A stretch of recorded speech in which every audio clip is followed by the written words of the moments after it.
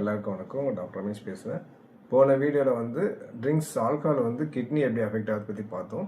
இந்த வீடியோவில் உடல் பருமன் ஒபிசிட்டி ஏன் அதை பற்றி பார்க்கலாம். இப்போது ட்ரிங்க்ஸ் சாப்பிட்றவங்க குண்டாயிடுவாங்க, வெயிட் போட்டுரும். ஏன் வெயிட் போடுறதுன்னு பற்றி யாருமே திங்க் பண்ணியிருக்க மாட்டீங்க. அது என்னென்ன ரீசன் பற்றி இப்போ பார்க்கலாம்.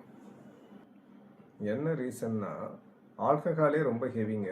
அது நம்ம டைஜஸ்ட் பண்ணுறதுக்கு நம்ம செரிமான உடல் உறுப்புகள் அதை செரிக்கிறதுக்கே கம்ப்ளீட்டாக டயர்ட் ஆகிடுது. அதனால நீங்கள் சாப்பிட்ற எக்ஸ்ட்ரா ஃபுட் கம்ப்ளீட்டாக ஃபேட்டாக டெபாசிட் ஆகிடுது. பர்டிகுலராக வயிறில் டெபாசிட் ஆனால் தொப்பையாக மாறுது. லிவர், கல்லீரல் டெபாசிட் ஆகுது, ஃபேட்டி லிவர்னு மாறிடுது. இந்த ஒபிசிட்டி உடல் பருமனுக்கு என்ன காரணம்னா, இந்த ட்ரிங்க்ஸ் ஆல்கஹால் குடிக்கிறவங்க பிரெயினை ஸ்டிமுலேட் ஆகி ஏகப்பட்ட பசி சொல்ல முடியாத பசி அவங்களுக்கு ஏற்படும்.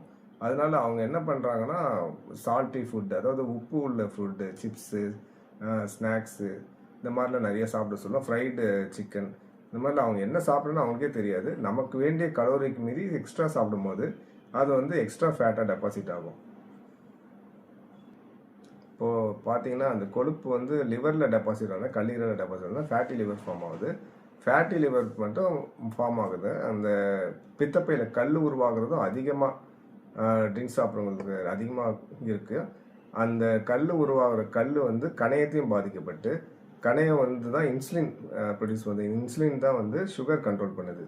இப்போ கணையம் பாதிக்கப்பட்டனால இன்சுலின் ப்ரொடக்ஷன் குறைஞ்சிரும். அதனால் உங்களுக்கு டைப் 2 டயபிட்டிஸ் என்ற ஒரு சர்க்கரை வியாதி ஃபார்ம் ஆகுது. உடல் பருமனே டைப் 2 டயபிட்டிஸ் ஃபார்ம் ஆகுது, சர்க்கரை வியாதி வர முக்கியமான காரணியாகுது. அது மட்டும் இல்லாமல் ட்ரிங்க்ஸ் சாப்பிட்றனால இன்சுலின் ப்ரொடக்ஷனை குறையிறனால உங்களுக்கு சுகர் வர்றதுக்கு அதிக சான்சஸ் ஆகுது.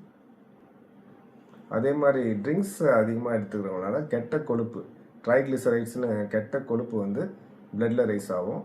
அந்த கெட்ட கொழுப்பு தான் இதயத்தோட ரத்த குழாயில் படிக்கிறனால ஹார்ட் அட்டாக் வர அதிக சான்ஸாக மாறுது.